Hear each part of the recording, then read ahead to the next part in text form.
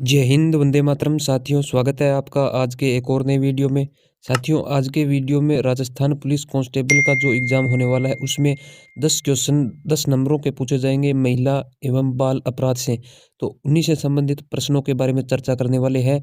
जो 10 क्वेश्चन पूछे जाएंगे उनसे संबंधित सारे क्वेश्चंस आज मैं आपको इस वीडियो में करवाने वाला हूं। तो वीडियो के लास्ट तक जरूर बने रहिएगा। अगर आप कर रहे हैं कांस्टेबल की तैयारी तो 10 नंबरों के जो 10 क्वेश्चन आने वाले हैं महिला बाल अपराध से वो प्रश्न मैं आपको हल करवाने वाला हूं।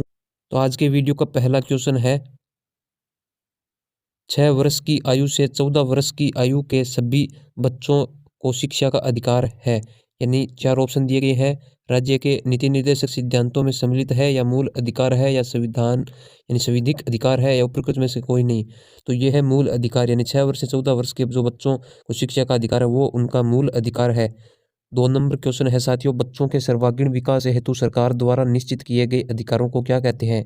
बाल अधिकार कहते हैं, या शोषण के विरुद्ध अधिकार, या मूल अधिकार, या विकासात्मक अधिकार। 4 ऑप्शंस दिए गए हैं। तो इसका उत्तर है बाल अधिकार, यानी बच्चों के सर्वांगीण विकास हेतु सरकार द्वारा निश्चित किए गए जो अधिकार है उन्हें बाल अधिकार कहा जाता है।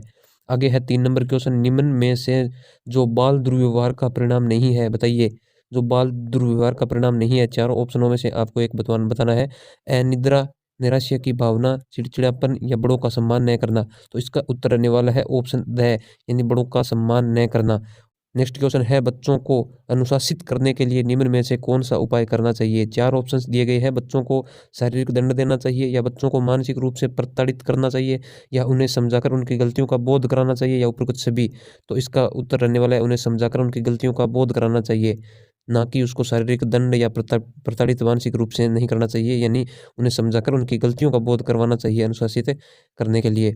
नेक्स्ट 5 नंबर क्वेश्चन, निम्न में से सुमेलित है जो अधिकार दिए गए हैं उनसे संबंधित सुमेलित करने का प्रश्न है। तो बच्चों को सबसे पहले सुरक्षा प्राप्ति का अधिकार संरक्षण का अधिकार है, और दूसरा है भोजन, आवास व वस्त्र पहनने का अधिकार, जिसे जीने का अधिकार है। और नेक्स्ट ऑप्शन है शिक्षा पाने का अधिकार, यानी विकास का अधिकार, और उपयुक्त सभी सुमेलित है। इसका आंसर है उपयुक्त सभी सुमेलित है, क्योंकि बच्चों को सबसे पहले सुरक्षा प्राप्ति का अधिकार, उनका संरक्षण का अधिकार है, भोजन, आवास, वस्त्र पाने का अधिकार, जीने का अधिकार है, और शिक्षा पाने का अधिकार है, विकास का अधिकार। तो ये सारे सुमेलित है। नेक्स्ट क्वेश्चन है, निम्न में से कौन सा बाल अधिकार हनन का उदाहरण है? शिक्षा देना, बाल विवाह करना, भोजन देना, और सुरक्षा देना। तो इसका उत्तर है बाल विवाह करना, जो निम्न में से बाल अधिकार का हनन है। बाकी सही तीनों ऑप्शन सही है, ये एक बाल विवाह करना अधिकारों का हनन है। और नेक्स्ट क्वेश्चन है 7 नंबर, राष्ट्रीय बाल अधिकार आयोग की स्थापना कब की गई थी? 5 मार्च 2007, 1 अप्रैल 2012, 21 जून 2018, और 1 अक्टूबर 2020। चारों ऑप्शनों में से एक ऑप्शन बताना है। राष्ट्रीय बाल अधिकार आयोग की स्थापना तो 5 मार्च 2007 को राष्ट्रीय बाल अधिकार आयोग की स्थापना की गई थी। 8 नंबर क्वेश्चन है, राष्ट्रीय बाल अधिकार संरक्षण आयोग के वर्तमान यानी जून 2021 तक के अध्यक्ष कौन है? तो इसके प्रियंका कानूनगो, प्रेमचंद अग्रवाल, मोनिका यादव, और डॉक्टर वीके सिंह। तो इसका आंसर है प्रियंका कानूनगो। नेक्स्ट क्वेश्चन है, मूल अधिकारों के अंतर्गत कौन सा अनुच्छेद बच्चों के शोषण से संबंधित है? अनुच्छेद 24, अनुच्छेद 28, अनुच्छेद 25, और अनुच्छेद 27। यानी इनमें से कौन सा बच्चों के शोषण से संबंधित अधिकार है? तो अनुच्छेद 24 में मूल अधिकारों के अंतर्गत है बच्चों से शोषण से संबंधित। और नेक्स्ट 9 नंबर क्वेश्चन है, 10 नंबर क्वेश्चन है, संविधान के तहत किस आयु से कम के बालकों को फैक्ट्री अथवा खदान में नियोजन को निषेध किया गया है? 14 वर्ष से कम, 16 वर्ष से कम, 18 वर्ष से कम, या 20 वर्ष से कम। तो इसका उत्तर है 14 वर्ष से कम के जो बच्चे हैं उन्हें फैक्ट्री में काम के लिए नहीं लगाया जा सकता है। नेक्स्ट 11 नंबर क्वेश्चन है, राष्ट्रीय बाल अधिकार संरक्षण आयोग यानी एनसीपीसी जो के संदर्भ में निम्नलिखित कथनों पर विचार कीजिए। 4 ऑप्शंस दिए गए हैं कि यह एक संवैधानिक निकाय है। जो एनसीपीसी है वो एक संवैधानिक निकाय है जिसका गठन बाल अधिकार संरक्षण आयोग सीपीसीआर अधिनियम 2005 के तहत किया गया है। और 2 नंबर जो कथन है वो है, यह महिला और बाल विकास मंत्रालय के तत्वावधान में काम। उपयुक्त कथनों में से कौन से सही है? तो इसका आंसर है केवल एक है, दो है, या एक दो है, या इनमें से कोई नहीं। तो इसका उत्तर है केवल दो। ये महिला और बाल विकास मंत्रालय के तत्वाधान में काम करता है, ये एक इसका सही है, पहला इसका गलत है। नेक्स्ट क्वेश्चन है कि किस धारा के अधीन बाल विवाह प्रतिषेध अधिकारी भी नियुक्त है? धारा 16 की उपधारा 1, धारा 4, धारा 3 क और धारा 15। तो इसका आंसर है धारा 16 की उपधारा 1। नेक्स्ट 13 नंबर क्वेश्चन है कि कार्यस्थल पर महिलाओं के साथ यौन उत्पीड़न यानी रोकथाम निषेध और निवारण अधिनियम 2013 कब प्रभाव में आया? 9 दिसंबर 2013, 9 अक्टूबर 2013, 15 जून 2013 और 10 अगस्त 2013। तो इसका आंसर रहने वाला है 9 दिसंबर 2013 को कार्यस्थल पर महिलाओं के साथ यौन उत्पीड़न अधिनियम 2013 प्रभाव में आया था 9 दिसंबर को। और नेक्स्ट प्रश्न है अनैतिक व्यापार अधिनियम 1956 के अंतर्गत अपराध है, किसे अपराध माना गया? संज्ञेय, असंज्ञेय, न्यायसंज्ञेय और न्यायसंज्ञेय या दोनों? तो इसका आंसर है संज्ञेय। नेक्स्ट क्वेश्चन है पोक्सो एक्ट के अंतर्गत बच्चों द्वारा किए गए अपराध का मामला किस न्यायालय में संचालित होगा? पोक्सो कोर्ट में, उच्च न्यायालय में, किशोर न्यायालय में या विशेष आयोजन न्यायालय में? 4 ऑप्शन है, इसमें से उत्तर है किशोर न्यायालय में, जिसमें पोक्सो एक्ट के अंतर्गत बच्चों द्वारा किए गए अपराध का मामला संचालित होगा। और नेक्स्ट 16 नंबर प्रश्न है महिलाओं का कार्यस्थल पर लैंगिक उत्पीड़न अधिनियम 2013 में सुलह के प्रावधान किस धारा के अंतर्गत दिए गए हैं? 4 के अंदर है, 10 के अंदर है, 5 के अंदर है या धारा 8 के अंदर? तो इसका आंसर है धारा 10 के अंदर दिया गया है। नेक्स्ट प्रश्न है घरेलू हिंसा अधिनियम 2005 के तहत बंद कमरे में सुनवाई का किस धारा में प्रावधान है? 4 धाराएं दी गई है, धारा 10, 16, 20, 23। तो घरेलू हिंसा अधिनियम 2005 के तहत बंद कमरे में सुनवाई किस धारा में प्रावधान है? तो इसका आंसर है धारा 16 के अंदर यह प्रावधान है। नेक्स्ट 18 नंबर प्रश्न है आईपीसी की किस धारा के तहत महिला का स्त्री धन वापस मांगा जाता है? आईपीसी की किस धारा के अंतर्गत महिला का स्त्री धन वापस मांगा जाता है? तो धारा 406, 403A, 312 और 302। तो इसका आंसर है धारा 406। नेक्स्ट क्वेश्चन है महिलाओं का कार्यस्थल पर लैंगिक उत्पीड़न अधिनियम 2013 के तहत गठित स्थानीय शिकायत समिति से संबंधित कथन है। 4 कथन दिए गए हैं, तो इसमें से कौन सा संबंधित कथन है तो बताना है आपको। 4 ऑप्शन है पीड़ित महिला की शिकायत की सुनवाई, समिति के अध्यक्ष महिला होगी और समिति के अन्य सदस्यों में एक सदस्य एससी या एसटी से जुड़ी महिला का होना अनिवार्य है, उपयुक्त सभी। तो महिलाओं का कार्यस्थल पर लैंगिक उत्पीड़न अधिनियम 2013 के तहत गठित स्थानीय शिकायत समिति से संबंधित कथन पूछे गए हैं, तो इसका आंसर है उपयुक्त सभी। तीनों ही ऑप्शन इसके राइट होंगे। और नेक्स्ट 20 नंबर प्रश्न है घरेलू हिंसा के मामलों में कौन शिकायत दर्ज करा सकता है? तो घरेलू हिंसा के मामलों में कौन शिकायत दर्ज करा सकता है? तो महिला यानी जो पीड़िता है वो स्वयं या पीड़िता का संबंधी या कोई भी ऐसा व्यक्ति जिसे घरेलू हिंसा की घटना का भान हो या उपयुक्त सभी। तो इसका आंसर है उपयुक्त सभी। नेक्स्ट क्वेश्चन है 21 नंबर घरेलू हिंसा के दायरे में शामिल है। घरेलू हिंसा के दायरे में क्या क्या शामिल है? 4 ऑप्शन दिए गए हैं, स्वास्थ्य का संकट, सुरक्षा का संकट, आर्थिक क्षति या उपयुक्त सभी। तो इसका आंसर है उपयुक्त सभी, जिसे घरेलू हिंसा के अंदर माना गया, यानी स्वास्थ्य, सुरक्षा और आर्थिक क्षति है उनको घरेलू हिंसा के दायरे में शामिल किया गया है। नेक्स्ट क्वेश्चन है घरेलू हिंसा अधिनियम 2005 के अंतर्गत घरेलू नातेदारी के अंतर्गत क्या क्या आते हैं? 4 ऑप्शन दिए गए हैं, जो साझा गृहस्थी में रहते हैं, जो पूर्व में भी साथ रहे हो, और तीसरा ऑप्शन है दोनों कथन असत्य है, और चौथा ऑप्शन है दोनों कथन सत्य है। तो इसका आंसर है दोनों कथन सत्य है, यानी option the. Next 23 number question है निम्नलिखित में से सही सुमेलित का चुनाव कीजिए। 4 ऑप्शंस दिए गए हैं, उसमें से सही का आपको चुनाव करना है। तो पहला है किशोर न्याय अधिनियम 2003, दूसरा है लैंगिक अपराधों से बालकों का संरक्षण अधिनियम यानी पोक्सो 2012, तीसरा है बाल विवाह निषेध अधिनियम 2008 और चौथा है अभिभावक एवं वार्डर्स अधिनियम 2006। तो कौन सा सुमेलित है वो बताना है। तो इसका उत्तर है लैंगिक अपराधों से बालकों का संरक्षण अधिनियम यानी पोक्सो एक्ट है 2012, ये इसका सुमेलित आंसर है। नेक्स्ट 24 नंबर क्वेश्चन है कि किसी सार्वजनिक मंच या स्थान पर अश्लील गाने गाना, शायरी सुनाना किस धारा के दंड का प्रावधान है?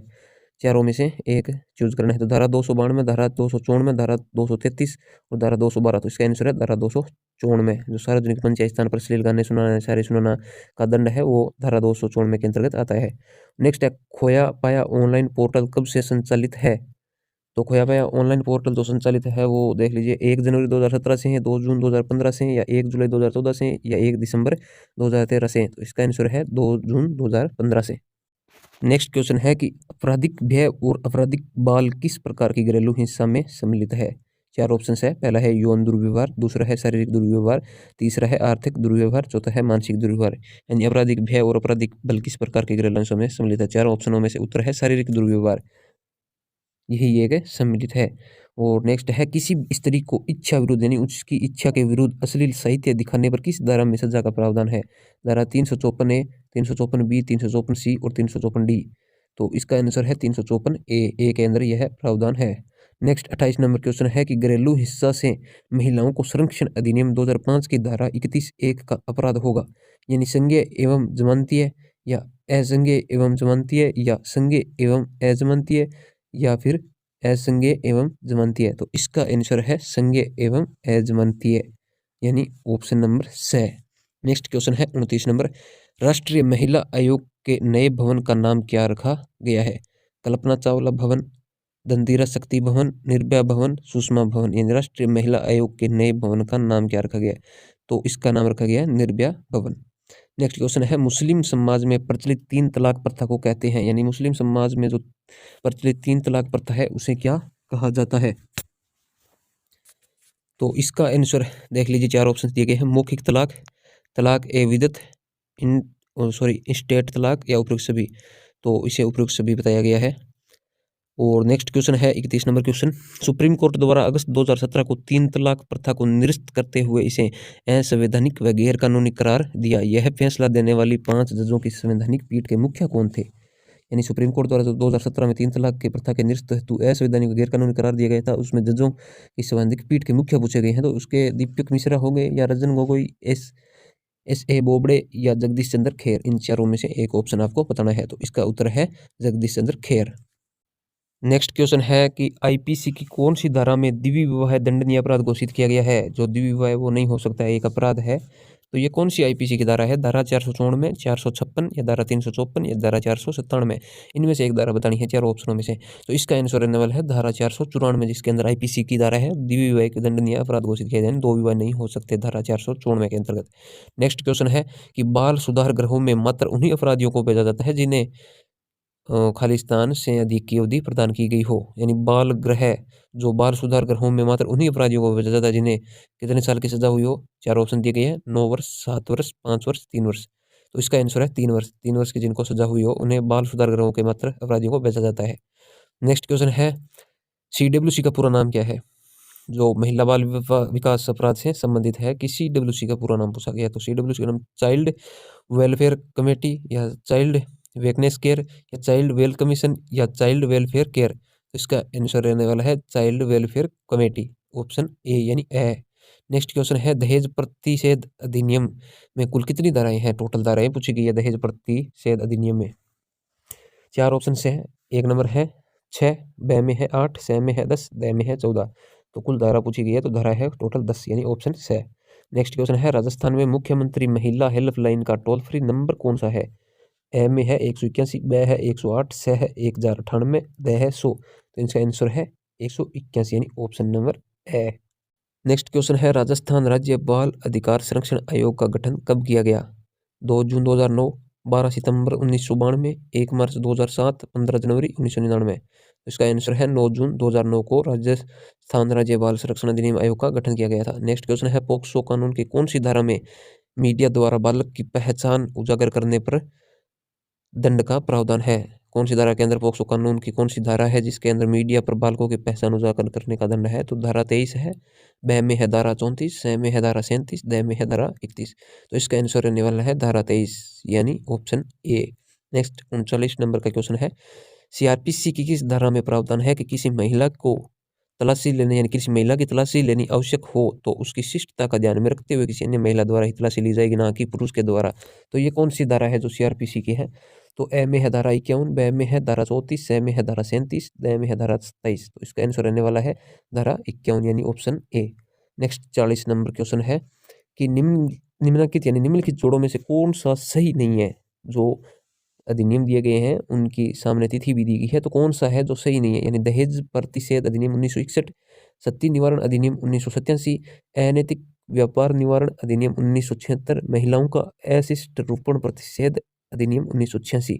तो कौन सा सही नहीं है? तो इसका आंसर रहने वाला है अनैतिक व्यापार निवारण अधिनियम 1976, यानी स, ये एक सही नहीं है, बाकी तीनों सही है।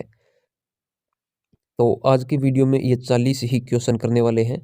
नेक्स्ट क्वेश्चन जो भी है, आगे कुछ क्वेश्चंस और बचे हुए हैं जो नेक्स्ट क्लास में मैं आपको सारे क्वेश्चंस कराने वाला हूं। जो राजस्थान पुलिस कांस्टेबल 10 नंबर के 10 प्रश्न पूछे जाएंगे महिला बाल विकास अपराध से, तो इनसे संबंधित जो भी क्वेश्चन है वो सारे के सारे टोटल क्वेश्चन मैं आपको नेक्स्ट क्लास में हल करवाऊंगा, जितने भी बचे गए हैं। तो साथियों, अगर वीडियो आपको पसंद आया है तो वीडियो को लाइक ज़रूर कर देना। थैंक्स। वंदे मातरम। जय हिंद।